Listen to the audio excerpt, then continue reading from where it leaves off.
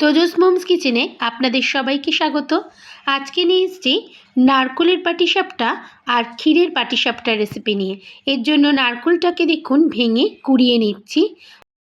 নারকোলটা যদি মিক্সিতে একটুখানি আপনারা পেস্ট করে নেন, খুব বেশি কিন্তু না, জাস্ট একবার কিন্তু ঘুরিয়ে নিলেই নারকোলের পেস্টটা খুব সুন্দর নরম হয়ে যাবে।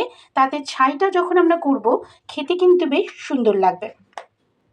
এইভাবে চাপা ঢাকা দিয়ে দিলাম, আমরা একটা পেস্ট তৈরি করে নিচ্ছি। এবার ছাই বানানোর জন্য কড়াইয়ের মধ্যে নারকেলের যে পাটাটা রেখেছিলাম সেটা দিয়ে দিচ্ছি। একই সাথে দিয়ে দেব নলেন গুড়ের পাটালি। দেখুন পাটালিটা দিয়ে দেব এই নারকেলের সাথে, এটা একই সাথে গলেও যাবে। এরম করতে করতে কিন্তু আমাদের নাড়াচাড়া করে নেব। নাড়াচাড়া করতে করতে একটা ছাই সুন্দর তৈরি হয়ে যাবে। দেখুন এইভাবে ভালোভাবে মিশিয়ে নিচ্ছি পুরো নারকেলটার সাথে। গুড়টা কিন্তু গলে গেছে।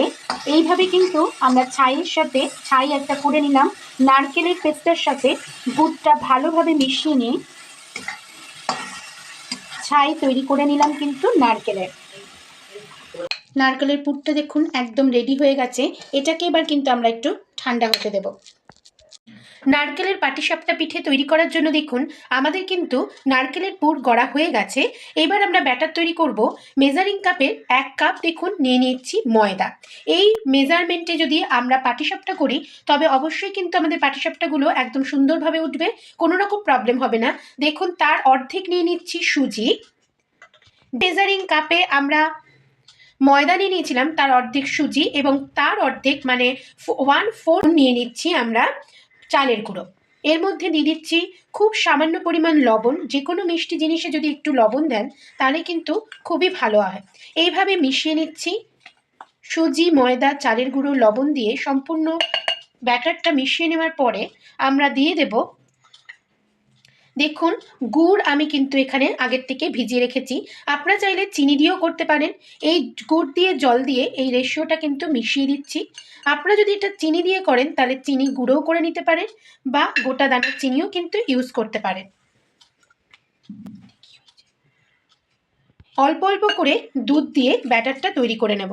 আমি এখানে দুধের সাহায্যে করছি, আপনারা চাইলে সম্পূর্ণটা নর্মাল টেম্পারেচারে রাখা জল দিয়েও করতে পারেন বা সম্পূর্ণটা দুধের সাহায্যেও কিন্তু গুলে নিতে পারেন। দেখুন আমাদের কিন্তু ব্যাটারটা গোলা হয়ে গেছে। ঠিক এইভাবে কিন্তু আমরা ব্যাটারটা গুলে নিয়েছি। আমরা এই সময় আধ ঘন্টা মতন রেস্টে রেখে দেব, এই কারণেই সুজি এবং চালের গুঁড়ো কিন্তু ফুলে উঠবে।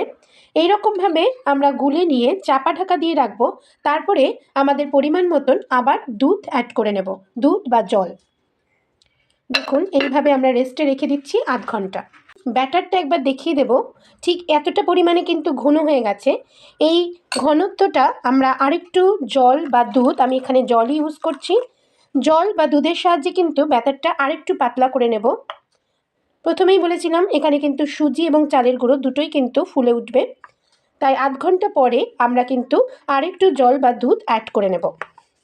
নারকেলের ক্ষীর দেখুন তৈরি করে নিয়েছি, নারকেলের পুর, আর এখানে আছে সন্দেশের ক্ষীর।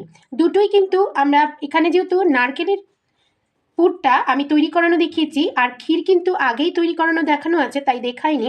দুরকম জিনিস দিয়ে কিন্তু আমরা আজকে পাটিসাপটা তৈরি করে নেব। দুরকম পুর দিয়েই কিন্তু পাটিসাপটাটা তৈরি করে নেব। দেখুন এবার কিন্তু ফ্রাইং প্লেটের মধ্যে এইভাবে আমরা তেল ব্রাশ করে নেব। আমি এখানে ব্রাশের সাহায্যে করছি, আপনারা চাইলে কিন্তু বেগুনের যে বোটা থাকে তার মাধ্যমেও কিন্তু আমরা এরকমভাবে তেলটাকে ব্রাশ করে নিতে পারি। ভালো করে তাওয়াটা কিন্তু আমাদের গরম করে নিতে হবে। যতবার আমরা কিন্তু ব্যাটারটা দেব এরকম খুব ভালোভাবে কিন্তু আমাদের ঘুরিয়ে নিতে হবে। ব্যাটার এইভাবে কিন্তু আমরা তাওয়ার মধ্যে দিয়ে খুব সুন্দর করে কিন্তু একটা গোল করে দেব। খুব সাবধানে করতে হবে। এরকমভাবে আমরা গোল করে দিচ্ছি। দেখুন উপরের যে অংশটা যখনই আমাদের কাঁচা ভাবটা চলে যাবে তখনই কিন্তু আমরা পুরটা দেব। এখানে আমি নারকেলের পুর দিচ্ছি, এইভাবে পুরটা দিয়ে নেব। যতটা পারবো কিন্তু আমরা পুরটাকে দিলে টেস্ট কিন্তু ভীষণই সুন্দর আসবে। এবার দেখুন পাটিসাপটাটা আমরা কিন্তু এইভাবে মুড়ে ফোল্ড করে নেব। কি অনায়াসেই দেখুন কিন্তু উঠে আসছে। ঠিক এইভাবেই কিন্তু আমরা ফোল্ড করে নিচ্ছি। দেখুন কি সহজেই কিন্তু উঠে এসছে পাটিসাপটাটা। এইভাবে যদি আমরা ব্যাটারটা তৈরি করি রেশিওতে, তাহলে কিন্তু আমাদের একটাও পাটিসাপটা ভেঙে যাবে না এবং খুব সুন্দর কিন্তু পাটিসাপটাগুলো প্রতিটা তৈরি হয়ে যাবে। আমাদের নারকেলের পাটিসাপটা কিন্তু তৈরি হয়ে গেল। ক্ষীরের যে পুরটা করে রেখেছি সেটা কিন্তু এইভাবে দিয়ে দিচ্ছি। এবার কিন্তু পুরটা দিয়ে আমরা পাটিসাপটাটা আস্তে আস্তে ফোল্ড করে নেব। দেখুন কি সুন্দর করে কিন্তু উঠে এসছে। প্রত্যেক দেখি নারকেলের পুর দেখুন দিয়ে দিচ্ছি। দেখুন এক এক করে কিন্তু পাটিসাপটাটা তুলে নিচ্ছি। ঠিক এইভাবেই কিন্তু তৈরি হয়ে যাবে নারকেলের পাটিসাপটা। একটুও ভাঙবে না, ঠিক যেরমভাবে দেখিয়েছি সেই রেশিওতে করলে কিন্তু আমাদের পাটিসাপটাগুলো সবই এরম সুন্দরভাবে কিন্তু উঠে আসবে।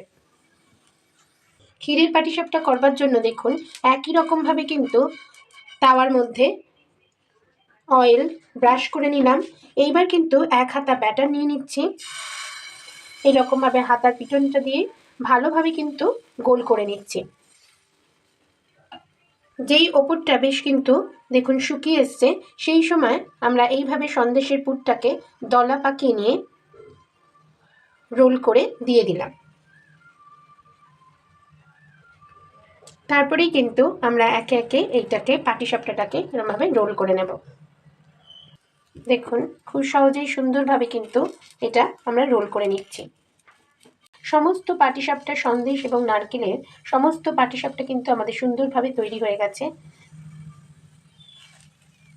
পাটিসাপটা ও ক্ষীরসা পাটিসাপটা কিন্তু একদম রেডি হয়ে গেছে। দেখুন দেখুন প্রত্যেকটা পাটিসাপটা কিন্তু দেখতে খুবই সুন্দর হয়েছে এবং একটুও কিন্তু ভেঙেও যায়নি। কেমন লাগলো আজকের এই নারকেলের পাটিসাপটা ও ক্ষীরসা পাটিসাপটার রেসিপিটি অবশ্যই একবার কমেন্টের মাধ্যমে জানাবেন। ভালো লাগলে লাইক শেয়ার করার অনুরোধ রাখলাম এবং পাশে থাকা বেল আইকনটি অবশ্যই প্রেস করে দিলে আমার সমস্ত রেসিপির নোটিফিকেশান আপনাদের কাছে সর্বপ্রথম যাবে। আজকে এই পর্যন্তই। আবার চলে আসবো ভিন্ন স্বাদের নতুন নতুন রেসিপি নিয়ে আপনাদের সাথে শেয়ার করতে। সবাই ভালো থাকুন, সুস্থ থাকুন। ধন্যবাদ।